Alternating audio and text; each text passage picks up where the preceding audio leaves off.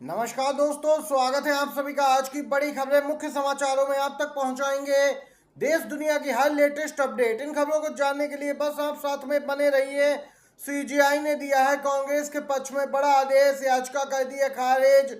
मुख्य न्यायाधीश डीवाई चंद्रचूड़ की अध्यक्षता वाली बेंच ने सुनवाई की है और यहां पे कांग्रेस पार्टी की जीत हुई है दोस्तों। सुप्रीम कोर्ट से आ रही है बड़ी खबर। इसी प्रकार की और भी खबरें आप तक पहुंचाएंगे दोस्तों। वीडियो पसंद आए तो लाइक कीजिएगा, कमेंट बॉक्स में जरूर लिख दीजिएगा जय हिंद। सुप्रीम कोर्ट से दोस्तों कांग्रेस की बड़ी जीत हुई है। इस समय की जो ताजा बड़ी खबर आ रही है उसमें बताते चले, इरादा सिर्फ हाथ चिन्ह को निशाना बनाना था, उसके खिलाफ याचिका दायर की गई थी। सर्वोच्च न्यायालय ने चुनाव चिन्ह के रूप में शरीर के अंग जैसे निशान पर अपना फैसला सुना दिया है। सुप्रीम कोर्ट में एक जनहित याचिका के जरिए चुनाव चिन्ह के रूप में शरीर के अंग को जारी नहीं करने की मांग की गई थी। आपको बताते चलें, यहाँ पे सुप्रीम कोर्ट में दायर याचिका सीजीआई की अध्यक्षता वाली बेंच ने खारिज कर दी है।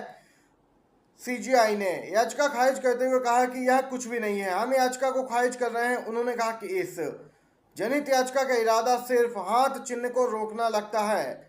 इससे पहले दोस्तों आपको बताते चलें, चुनाव आयोग के पास भी कई शिकायतें की गई थी, लेकिन एक्शन ना होने के चलते सुप्रीम कोर्ट का रुख किया गया था। और देख यहाँ पे दोस्तों कांग्रेस पार्टी को निशाना बनाकर ही याचिका दायर की गई थी, लेकिन यहाँ पे बड़ी जीत हुई है कहें तो कांग्रेस पार्टी की सुप्रीम कोर्ट से। बड़ी खबर आ रही है दोस्तों, लोकसभा चुनाव के नतीजे आए 2 महीने बीत चुके हैं, लेकिन यहाँ पे आपको बताते चले दोस्तों एक बड़ा खुलासा हो चुका है। चुनाव नतीजों में किसी भी पार्टी को बहुमत नहीं मिला था, एनडीए ने मिली जुली सरकार बनाई। आपको बताते चले दोस्तों अब यहाँ पे विधानसभा चुनाव होने हैं और उससे पहले एक बड़ा खुलासा कर दिया है। संदीप दीक्षित कांग्रेस के नेता हैं, बोले धांधली नहीं होती तो बीजेपी को मात्र 151 सीटों के आसपास ही यहाँ पे मिलती। कांग्रेस नेता संदीप दीक्षित ने लोकसभा चुनाव में गड़बड़ी का आरोप लगाते हुए कहा कि अगर धांधली नहीं हुई होती तो बीजेपी को 240 नहीं मात्र 151 सीटों के आसपास ही सीटें आती। कांग्रेस मुख्यालय में मीडिया से बात करते हुए दीक्षित ने कहा कि अगर किसी सर्वे में 1 या 2% का अंतर आता है तो उसे गलत माना जाता है। वोटिंग परसेंटेज में भिन्नता रिपोर्ट की सटीकता पर सवाल उठा रही है। आपको बताते चलें एडीआर की रिपोर्ट में अहम खुलासा हुआ, जिसके बाद इस मामले को सुप्रीम कोर्ट भी ले जाया जा सकता है। बीजेपी 90 सीटें हार जाती दोस्तों, यहां तक कि आपको बताते चले इंडिया गठबंधन की केंद्र में सरकार होती। ये भी कांग्रेस पार्टी की ओर से बड़ी बात कही गई है। वहीं दोस्तों राहुल गांधी सक्रिय हो गए हैं बांग्लादेश के मुद्दे पर। बांग्लादेश के हालात को लेकर राहुल गांधी ने विदेश मंत्री से की है मुलाकात। विपक्ष में होते हुए भी राहुल गांधी की सक्रियता दोस्तों आप सभी देख सकते हैं। पीएम मोदी से ज्यादा सक्रिय होकर राहुल गांधी मामले को देख रहे हैं। बांग्लादेश के हालात को लेकर यहाँ पे विदेश मंत्री से बातचीत की है राहुल गांधी ने। वहां की प्रधानमंत्री शेख हसीना भारत पहुंच चुकी हैं, शरण ली है भारत में। जी हाँ दोस्तों, वहां पीएमओ में यहाँ पे कब्जा कर लिया। पीएम आवास पर भी प्रदर्शनकारियों ने और इन्हें इस्तीफा देकर भारत आना पड़ा। और इस पूरे मामले पे दोस्तों राहुल गांधी काफी सक्रिय नजर आ रहे हैं। विदेश मंत्री से जाकर मुलाकात की है, पूरे मामले को लेकर जानकारी हासिल की है दोस्तों। ये अपडेट है। इसी के साथ दोस्तों एक ताजा बड़ी खबर निकल के आ रही है। दूसरी तरफ दोस्तों राहुल गांधी और कांग्रेस महासचिव प्रियंका गांधी यहाँ पे एक बार फिर से पहुंचे हैं दिल्ली में कुलियों से मिलने।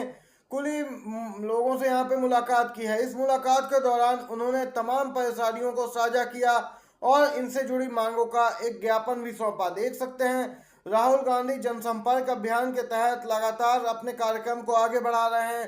लोगों से मिलने का सिलसिला जारी है, उनकी तकलीफें सुनते हैं, समाधान करने की कोशिश करते हैं। देख सकते हैं दोस्तों ये अपडेट निकल के आई है। आप भी राहुल गांधी के समर्थन में है तो एक लाइक वीडियो को जरूर कीजिएगा। इसी के साथ दोस्तों अगली अपडेट की तरफ बढ़ते हैं।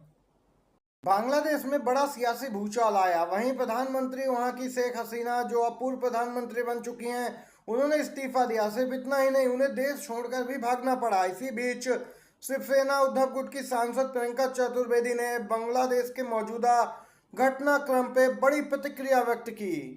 उद्धव गुट के सांसद प्रियंका चतुर्वेदी ने कहा यह दुखद है, एक मजबूत लोकतंत्र वहां चला आ रहा था, अब वहां अराजकता बढ़ गई है। ये बहुत दुर्भाग्यपूर्ण है। इतने दिनों से हिंसक घटनाएं हो रही थी, छात्रों का प्रदर्शन हो रहा था, इतनी हत्याएं हो चुकी, एक अस्थिरता का माहौल बन गया।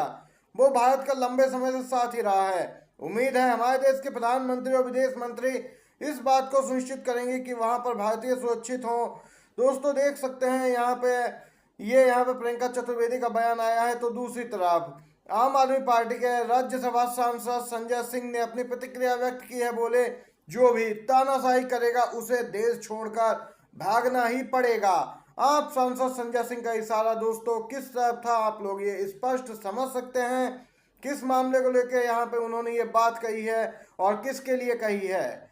ये दोस्तों बड़ी खबर निकल के आई है। आप सांसद संजय सिंह का भी बड़ा बयान शामिल है इसी में। पहले राज्यसभा में आएगा वक्फ अधिनियम में संशोधन विधेयक। जी हां दोस्तों, सरकार का प्लान है तैयार वक्फ बोर्ड अधिनियम में संशोधन के लिए एक विधेयक जिसे वक्फ बोर्ड की शक्तियों को सीमित करने की उम्मीद है। पहले राज्यसभा में पेश किए जाने की संभावना है। सूत्रों ने बताया कि सरकार एक सप्ताह के भीतर इन संशोधनों को पेश करने के लिए आगे बढ़ सकती है। मौजूदा संसद का बजट सत्र 12 अगस्त को समाप्त होने वाला है। सूत्रों के मुताबिक सरकार ने वक्फ बोर्ड अधिनियम में संशोधन लाने से पहले सुधार लाने के लिए सुझाव जुटाने के लिए विभिन्न मुस्लिम बुद्धिजीवियों और संगठनों से परामर्श किया। ये भी खबर सामने निकल के आई है दोस्तों। इस पूरे मामले पे सपा प्रमुख अखिलेश यादव ने अपना स्टैंड क्लियर कर दिया है। दोस्तों अखिलेश यादव ने बीजेपी पर मुसलमानों का अधिकार छीनने का आरोप लगाया। उनकी यह टिप्पणी इस समय आई है जब सरकार यहां पे संशोधन की पूरी तैयारी कर चुकी है इस 1995 के कानून में।